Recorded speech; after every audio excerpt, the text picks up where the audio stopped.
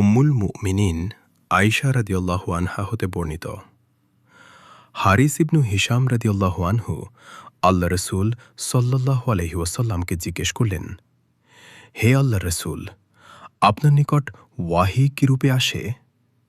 আল্লাহ রসুল সাল্লাল্লাহু আলাইহি ওয়াসাল্লাম বললেন, কোন কোন সময় তা ঘণ্টা বাজার মতো আমার নিকট আসে, আর এটি আমার উপর সবচেয়ে বেদনাদায়ক হয়, এবং তা শেষ হতেই মালাক ফেরেশতা যা বলেন তা আমি মুখস্থ করে নেই।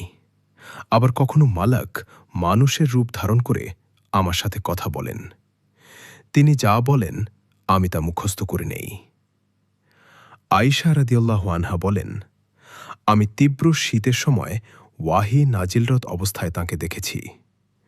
ওয়াহি শেষ হলেই তার ললাট হতে ঘাম ঝরে পড়ত। এই হাদিসটি ওহি, আল্লাহর বার্তা, কিভাবে নাজিল হতো তা বোঝার জন্য অত্যন্ত গুরুত্বপূর্ণ।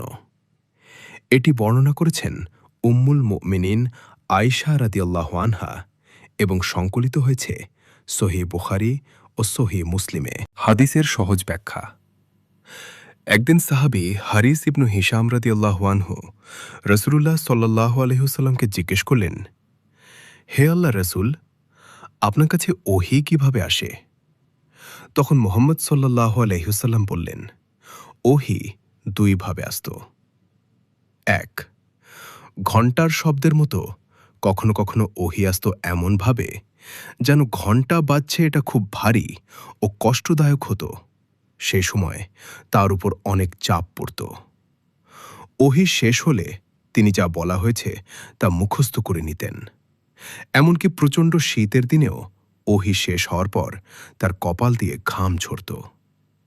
এতে বোঝা যায় ওহী কোনো সাধারণ কথা ছিল না, বরং এটি ছিল খুব শক্তিশালী ও ভারী আল্লাহর বাণী।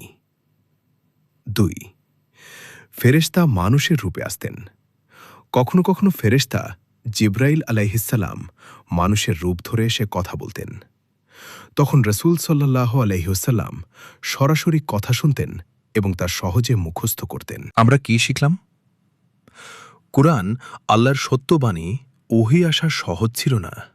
রাসূল সাল্লাল্লাহু আলাইহি ওয়াসাল্লাম অনেক কষ্ট সহ্য করে উম্মতের কাছে দ্বীন পৌঁছে দিয়েছেন।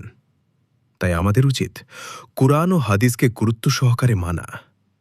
যে কুরআন আমরা আজ সহজে পড়ি তা পৌঁছাতে রাসূল সাল্লাল্লাহু আলাইহি ওয়াসাল্লাম অনেক কষ্ট সহ্য করেছেন। আসুন আমরা কুরআন ও সহিহ হাদিস অনুযায়ী জীবন গড়ে তুলি। ভিডিওটি ভালো লাগলে সাবস্ক্রাইব করুন এবং আপনার বন্ধুদের সাথে শেয়ার করুন।